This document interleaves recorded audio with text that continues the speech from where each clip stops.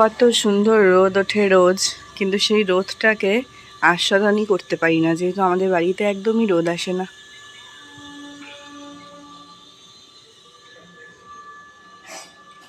কি সুন্দর রোদ দেখো বাইরেটায়, কি ভাল লাগছে। Good morning everyone, welcome back to my channel. একটা মশার ভনভনের মতন আওয়াজ আসছে আমার পাশ থেকে, সেটা হচ্ছে ওই দিকে পাম্প চলছে সেটার আওয়াজ। শীতকালে যতক্ষণ লেপের ভেতর থাকা যায় ততক্ষণই ভালো লাগে, তারপর যখনই সেটা ছেড়ে বেরোনো হয় আর তার থেকেও বেশি যখন বাড়ির বাইরে পা রাখা হয়, তখন এই যে হাওয়াটা সঙ্গে সঙ্গে এসে গায়ে আঁচড় কাটে, তখন মনে হয় যে হাড়ের ভেতর থাকা মজ্জাগুলো একেবারে জমে যাচ্ছে। সবাই দেখো, সকাল সকাল উঠে একজন আমাকে শুধু শুধুই বকাবকি করছে। এই শীতের সকালে কি কাউকে বকাবকি করা উচিত নাকি? বকছে কেন সেটা বললো? না না না না, কারণটা হচ্ছে যে আমাদের বাড়িতে মনে হয় চামচ টামচ কিছু নেই, একটু কাশি হয়েছে তো বললাম মধু খাও। এটা মানে হিমালয়ান ফরেস্ট হানি আমাদের বাড়িতে আনা আছে, খুব ভালো সেটা। সেটাকে খাচ্ছে কিভাবে, কৌটোটা ধরে এইভাবে খাচ্ছে, তার কি পরিমাণ কোনো মাপ কিচ্ছু নেই, মানে যে হয় বেশি যাবে নাহলে কম যাবে, দুটোর মধ্যে একটা হবে। তো বাড়িতে মনে হয় চামচ টামচ নেই, আমি খালি সেটাই বলেছি যে এইভাবে খাওয়ার কি মানে, এটাকে কি বকা বলে? হ্যাঁ হ্যাঁ হ্যাঁ, তো ভালো কথা, ভালো পরামর্শ। মানে এইভাবে খাওয়া খেলে কিরকম লাগে, আর দেখতেও কেমন লাগে, আবার একটা খাওয়াটাও ঠিক হয় চামচ না। আনো ধোও, এত কে খাটে? আমি করে দেবো, তোমার যদি অসুবিধা থাকে। ঠিক আছে বাবা, তুমি যেটা করে দিচ্ছ এটা আমার অনেক শান্তির কাজ, তোমার সরি অশান্তির কাজ তুমি এটা তো করে আমি দিচ্ছ। রোজই করে দিই। এটা থ্যাংক ইউ, এটা থ্যাংক ইউ। ও মধু না হয় একটু ওরম করে খেয়ে নিলাম, তাতে আর কি মধু আমি এমন হলো? সিরাপও এইভাবে খাও। এই যা সব বলে দিচ্ছে। আজকে এই ফুলকপিটা দিয়ে আমি, যা আটকে গেছে দেখো কাণ্ড, হ্যাঁ এই ফুলকপিটা দিয়ে আমি চিড়ের পোলাও বানাবো। একটা ফুলকপি ঘরে থাকলে সেটা দিয়ে কি কি খাবো সেটাই আমি ভাবতে থাকি। আজকে কথা ছিল সবাই একই ব্রেকফাস্ট খাবো, কারণ কালকে বাবা বলছিল বাবার নাকি আর ভাত খেতে ভালো লাগছে না, তো যেটা আমাদের জন্য বানানো হবে সেটাই সেও খাবে। কিন্তু তাও একবার আমি সকালবেলায় গিয়ে আজকে জিজ্ঞাসা করলাম যে চিড়ের পোলাও খাবে কি না, তো তখন বললো যে না না ভাতটাই কর, সেটাই খাবো। আসলে ভাতটা খেতে বাবা সুবিধাও হয়, আর ওয়েট গেনের জন্য এই সেদ্ধ ভাতটা খুবই ভালো অপশান, এবং সেটাতে একটু একটু করে কাজও হচ্ছে, সেটা বুঝতে পারছি। তো সেই জন্য বাবাকে এই ডিম সেদ্ধ আলু সেদ্ধ দিয়ে ভাত করে দিয়ে দিয়েছি, বাবার ওখানে খাচ্ছেও। আর এখানে আমি এবার চিড়ের পোলাওয়ের জন্য সবজিগুলো কেটে নিই। আজকে তো মেন সবজি এখানে ফুলকপি, তো ফুলকপি দেবো আর আলু দেবো, আর সেরকম কোনো সবজি নেই আজকে, তো সেই জন্য আর অন্য কিছু দেবো না। ছোলাও ভেজানোর কথা মনে ছিল না, শুধু বাদাম, ফুলকপি আর আলু এটা দিয়েই আজকের পোলাওটা বানাবো। আর এই ফুলকপির ডাঁটাগুলোকে একটা প্লাস্টিকে করে আলাদা রেখে দেবো, কারণ এগুলো দিয়ে যে ওই কুমড়ো বেগুন দিয়ে পাঁচমিশালির তরকারিটা হয় না, সেটা খেতে আমার ভীষণ ভালো লাগে। তো থাকলে আরও একদিন খাওয়া যাবে। কাকু জানো তো বাজার থেকে এই মাত্রই কড়াইশুঁটিগুলো নিয়ে আসলো, তাই দেখেই ভাবলাম তাহলে একটু এই জিনিসটাও দেওয়া যাক চিড়ের পোলাওতে। আর শীতকালেই তো এই মটরশুঁটি একটু পাওয়া যায়, সেটা দিয়ে কত কিছু। প্রথমেই যেটা মনে আসে সেটা হলো কড়াইশুঁটির কচুরি আর আলুর দম, ছোটো ছোটো আলুর দমের মধ্যেও কড়াইশুঁটি দেওয়া। এছাড়াও বাঁধাকপি, ফুলকপি, এরকম নানান কিছুতে কড়াইশুঁটি দিয়ে শীতকালে নানান রকম জিনিস তো আমরা খেতেই থাকি। তবে আজকে জানো তো একটুও কারি পাতা ছিল না ঘরে, সোনামা হয়তো তুলে আনতে ভুলে গেছে, অথবা শেষ হয়ে গেছে, সে হয়তো জানে না। তো কী আর করবো, সেই জন্য কারি পাতা ছাড়াই বানাচ্ছি। তবে সবজিগুলো ভাজা হয়ে গেলে একটুখানি গরম মশলা ছড়িয়ে দিলাম। এবার চিড়েগুলো দেওয়ার পরে একটু ঘি দিয়ে নামিয়ে নেব। কারি পাতা যদি কখনো না থাকে তাহলে আমি চিড়ের পোলাওটা ঘি গরম মশলা দিয়ে করি, সেটাও কিন্তু খেতে খুব ভালো লাগে। বাদামটা আগেই ভেজে তুলে রেখেছি, কিন্তু বাদামটা এখনই দেবো না, কারণ কাকুর যেহেতু দাঁতের সমস্যা আছে না, কাকুর মুখে যদি বাদাম পড়ে তার খেতে খুব অসুবিধা হয়, তাই কাকুকে আগে দিয়ে নেব, তারপর আমাদেরটার মধ্যেও বাদামটা মিশিয়ে নেব। শীতকালে এই এক সমস্যা, ঠান্ডায় ঘিও জমে যায়। যাকগে হয়ে গেছে চিড়ের পোলাওটা বানানো, ব্রেকফাস্ট এবার সেরে নিই। হয়ে গেছে আমার বাবা স্নান টান। এবার প্রভুর কাপড়গুলো সব অ্যাট লাস্ট সেলাই করে কেচে আমি মেলে দিয়েছিলাম বেশ কিছুক্ষণ আগে, দেখি এবার শুকিয়েছে নাকি। এইটা পাতলা তো পর্দাটা, এটা শুকিয়ে গেছে, বাট এগুলো একটু হালকা হালকা ভেজা আছে, এই যে জায়গাগুলো। আশা করছি শুকিয়ে যাবে, রোদ তো এখনও কিছুক্ষণ থাকবে, তার মধ্যে শুকিয়ে যাবে। একটু উল্টে পাল্টে দিই।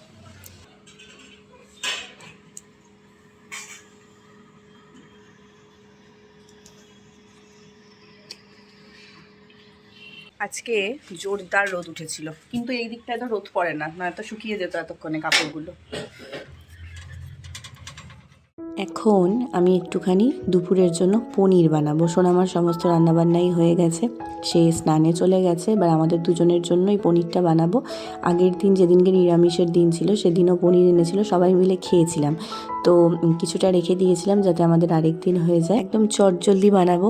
এখন যেহেতু নিরামিষ রান্নাগুলো আমি ঝটপট খাবারের আগে বানিয়ে নিই, আমার না খুব ভালো লাগে, যেহেতু আমি রান্না করতে ভালোবাসি, এই ঝটঝট করে বানানোও হয়ে যায় আর খেতেও বেশ ভালো লাগে, নানান রকমভাবে এক্সপেরিমেন্টও করা যায়। পনিরগুলোকে কেটে নুন হলুদ মাখিয়ে নিলাম, সবকটা ভাজবো না, কয়েকটাই ভাজবো। আর এইদিকে মশলাটা করে নিচ্ছি কোনো বাটাবাটির ঝামেলা ছাড়াই। একটা টমেটো নিয়ে একটু গ্রেট করে নিলাম, এরপর এর মধ্যে যেগুলো গুঁড়ো মশলা রেগুলারের, মানে লঙ্কা গুঁড়ো, হলুদ গুঁড়ো, জিরে ধনে গুঁড়ো আমাদের একসাথেই মেশানো থাকে, নুন মিষ্টি সব কিছুকে একসাথে ভালোভাবে মিশিয়ে নেব। তোমরা চাইলে এর মধ্যে জল অ্যাড করতে পারো, বাট টমেটো পেস্ট যেহেতু ছিলই সেই জন্য আমি আর জলটা অ্যাড করলাম না।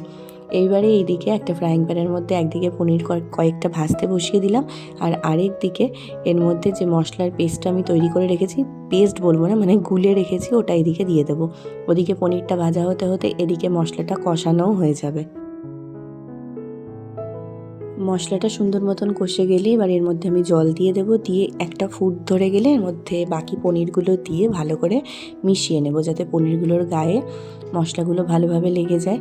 তারপর একটুখানি ফুটে গেলে গরম মশলা গুঁড়ো আর সাথে একটুখানি কসুরি মেথি দিয়ে এটাকে শুকনো শুকনো নামিয়ে নেব, বেশি গ্রেভি রাখার কোনো প্রয়োজন নেই। আজকে আমাদের মেনুটা দেখো, এখানে রয়েছে নুন আর সর্ষের তেল মাখানো মূলো সেদ্ধ। মূলো দেখে কিন্তু কেউ হেসো না প্লিজ, আমরা সবাই প্রচণ্ড ভালোবাসি মূলো সেদ্ধ খেতে। আর সোনামা এখানে একটা লাউয়ের ঝোল করেছে বড়ি আর ঘি দিয়ে, সেটা রয়েছে, আর রয়েছে পনির।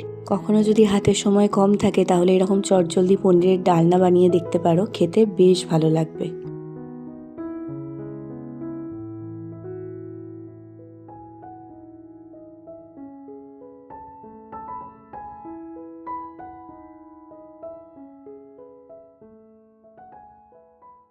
চা খাবি? আমার জায়গা দখল করে বসে আছে, আমাকে বসতে ইচ্ছে না আমাকে। কেন ওখানে গেছে কেন? কি জানি কি মুড হয়েছে আজকে, জানোই তো মুড। আজকে পড়ানো নাই তো। পড়ানো না সেটা ব্যাপার না, আজকে এসে বসেছে, আর কি মুড হয়েছে।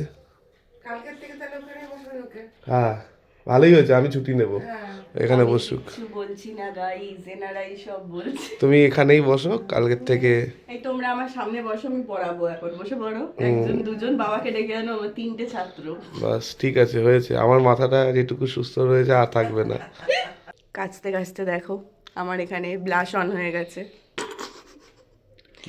তা সেটা কথা না, কথা হচ্ছে আমার মুড একদম ভালো নেই। তা হাসি দেখলে সেটা মনে হবে না, মানে আমার ভাল লাগছে না, থেকে থেকে এরকম হয় না যে ভাল লাগে না, ভাল লাগে না। মুডে সমস্যা না মাথায় সমস্যা, সেটা নিয়ে যথেষ্ট আমার ডাউট হচ্ছে এখন, সমস্যাটা কোথায় হচ্ছে আসলে। আজকে সানডে, আমি কেসে কেসে মরছি, এটা কি উচিত? ও তুমি কাশছো, তার জন্য যাবতীয় বিধি ব্যবস্থা করা করছি। আমি ওকে বললাম যে তুমি যদি যাও তাহলে কদিন আগে ওষুধ এনে সবই খাওয়ানো না না, হয়েছে। অলরেডি 5 দিনের অ্যান্টিবায়োটিকের একটা কোর্স হয়ে গেছে, অ্যান্টিবায়োটিক খেয়ে খেয়ে কি আমি মানে কি করবো, আর কমছে না যখন। আমি বললাম যে তাহলে অন্য কোনো ডাক্তারের কাছে নিয়ে যাবো, বলে না না লাগবে না। কিন্তু ব্যাপারটা হচ্ছে ডাক্তারের কাছে যেতে অনেকেরই লাগে না, কারণ এগুলো জেনারেল ঘরোয়া রেমেডিসই কমে যায়, কিন্তু সেটা ঠিক মতন করে না, তো জোর করে ঠেলে কুতিয়ে মধু খাওয়াতে হবে। শুধুমাত্র আমি ওর জায়গাটা দখল করে বসে আছি বলে আমাকে খোঁচাচ্ছে যাতে আমি এখান থেকে উঠে যাই, কিন্তু আমি তো উঠবো না। না সেটার জন্য কোনো খোঁচানো না, খোঁচানো তোমার শরীরে। তুমি বেতালের মতো এরকম ঝুলেই বা আছো কি কেন? করবো আমি, আমার তো বসার স্পেস নেই, আমার জায়গা দখল হয়ে গেছে, তাই আমি ঝুলে আছি না, মানে অর্ধেক দাঁড়িয়ে আছে একটা। আমার ভাল লাগছে না ঘরে, আমি তাই এখানে প্রভুর সামনে বসে আছি, এই দেখো প্রভু। এখানটা মানে সত্যি কথা বসলে একটা পজিটিভ ফিল হয়, ভালো লাগে, খুব মনটা শান্তি শান্তি লাগে। তুমি নেই সমঝোগে? এটা তো পজিটিভ মানুষের বসার জায়গা, সেই জন্যই ফিলটা আসে না। ধুর, আমি ভিডিও বন্ধই করে দিই। সোনামা এখানে দুজনের চাও বানিয়ে দিয়ে গেছে, এ নাও, খাবে তো?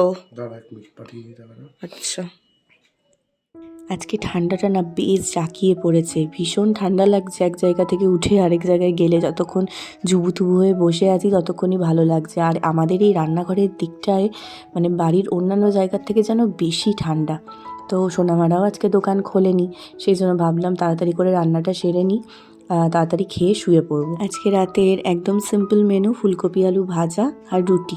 অনেক দিন ধরেই বাড়িতে ফুলকপি আসছে, কিন্তু ফুলকপি আলু ভাজা আর কিছুতেই খাওয়া হচ্ছে না। তাই আজকে সোনামাকে বলেইছিলাম এই ফুলকপিটা দিয়ে আর কোনো কিছুই রান্না করব না, ফুলকপি আলু ভাজাই করব। একটু বেশি করে কালো জিরে আর লঙ্কা দিয়ে ফুলকপি আলুটা ভাজতে বসালাম। এদিকে আটাও মেখে নিয়েছি আমি মা বাবার সাথে কথা বলতে বলতে। এখন বেশিরভাগ টাইমেই যখনই আমি আটা মাখি একটুখানি ঈষৎ উষ্ণ জল দিয়ে মাখি। কতটা সুন্দর সফট একদম মোলায়েম মাখা হয় দেখো আটাটা, তোমরা দেখলেই বুঝতে পারবে।